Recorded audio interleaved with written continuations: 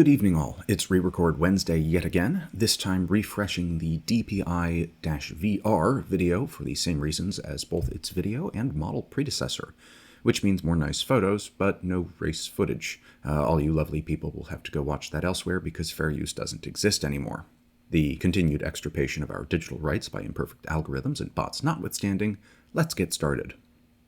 Continuing on a theme from last week's video, and since this weekend, in the original recording, is Petit Le Mans, which marked the end of the IMSA season and actually slightly more than a year since we said goodbye to DPi, it seemed like an appropriate time to take a look back at the direct predecessors of the current LMDH/GTP cars.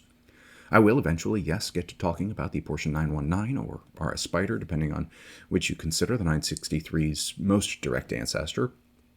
Spoiler alert, it's the RS Spider, as well as the BMW V12 LMR, which is by far the most requested video topic for the channel to date for some reason. Nevertheless, lacking any photographs of my own of them, I'd still like to at least try and find them at a race somewhere to actually take some for use in the video.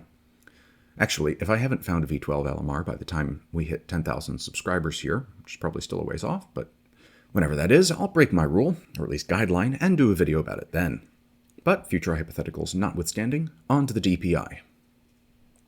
2017 saw a change in the FIA rule set that updated requirements for LMP2-based cars to be eligible for continued competition.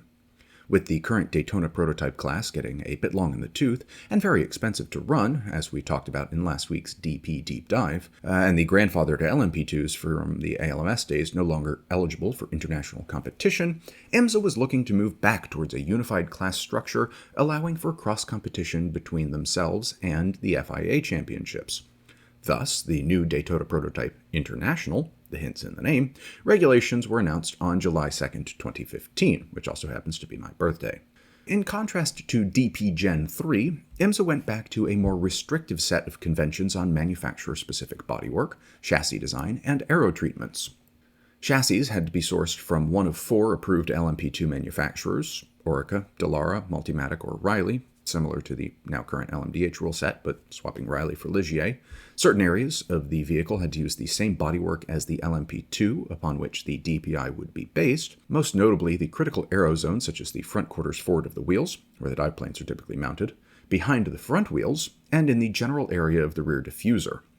Engines would have to be production-based, and while 4- and 6-cylinder engines could be turbocharged, anything with 8 or more, not that a 10 or 12-cylinder was particularly likely to make an appearance, would be naturally aspirated. The dreaded balance of performance fairy made an appearance, at that time intended for both DPi and LMP2, although the LMP2 BOP has fallen by the wayside as it evolved into Formula Orica, notwithstanding our more modern Sean Creech Motorsports attempt to campaign a Ligier, but unlike in the DP rules, mixing and matching between chassis manufacturers, bodywork packages, and engine sets was verboten, that is to say, one manufacturer, one chassis, one engine, one bodywork.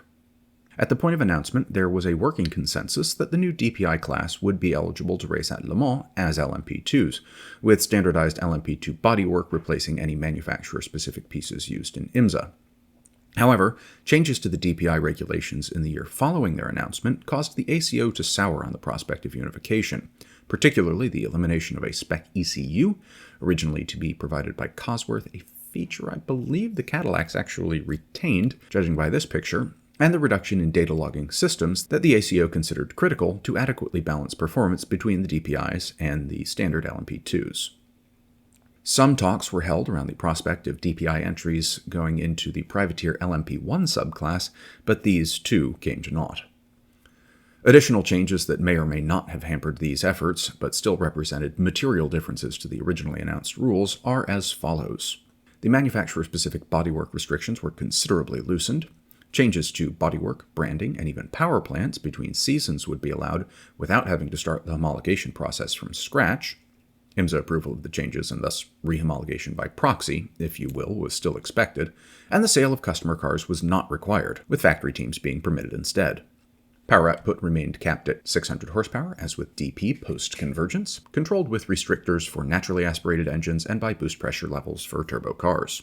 No mention of supercharging, which is something of a disappointment, if an understandable one. The DPi class had its competition debut at the 2017 24 Hours of Daytona, with entries from Cadillac, whose DPi-V.R we will discuss in greater detail shortly, Mazda, and Nissan.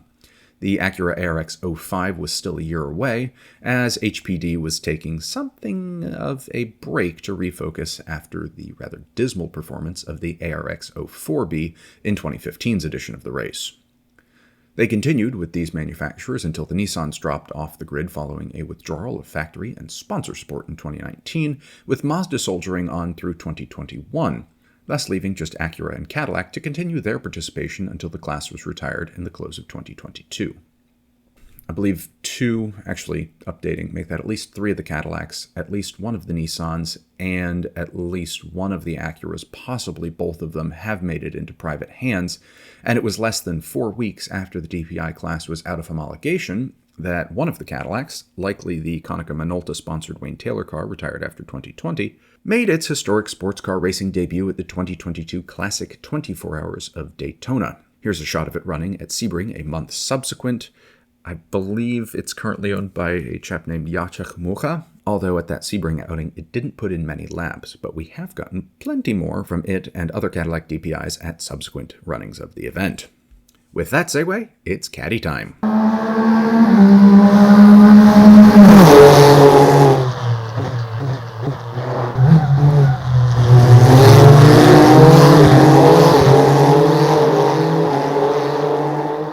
Building off of their successes with the Corvette Daytona Prototype, first in Grand Am and subsequently in IMSA,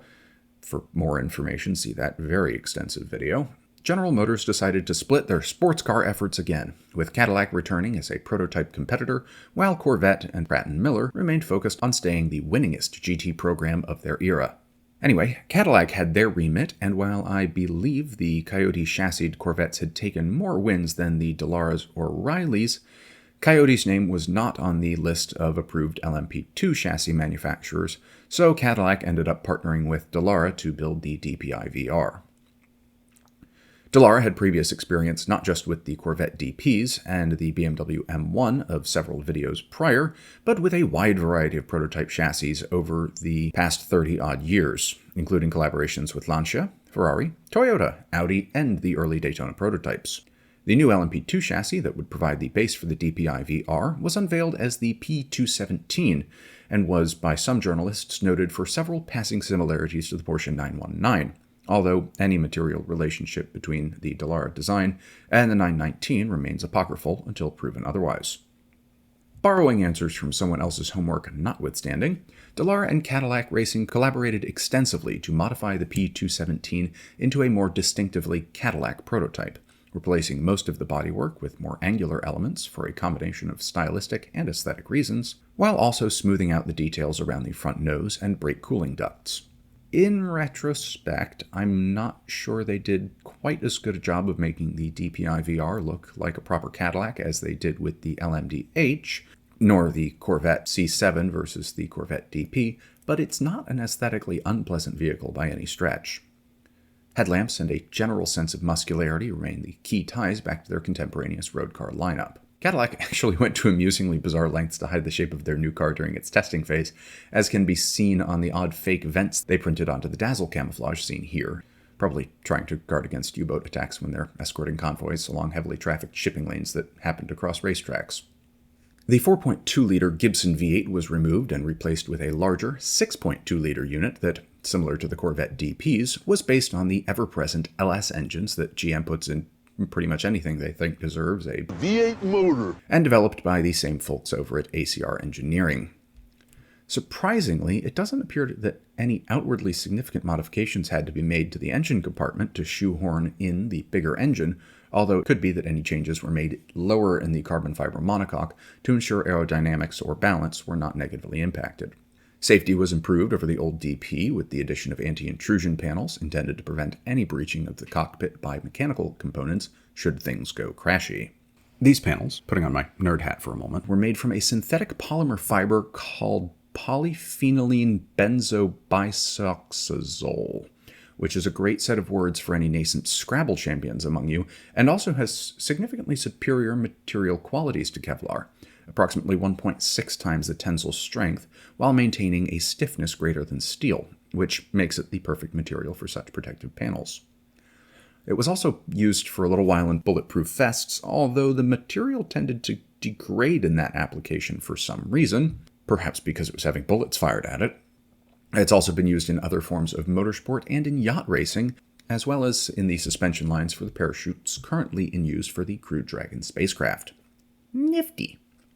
The V8's capacity would later be dropped to 5.5 liters in the 2018 season to improve drivability and remain there onward, but power output remained initially the same until IMSA implemented a stricter power ceiling and everyone dropped to 580 horsepower. Power arrived at the rear wheels through the expected X-Track 6-speed sequential gearbox, suspension was double wishbones and push rods all around,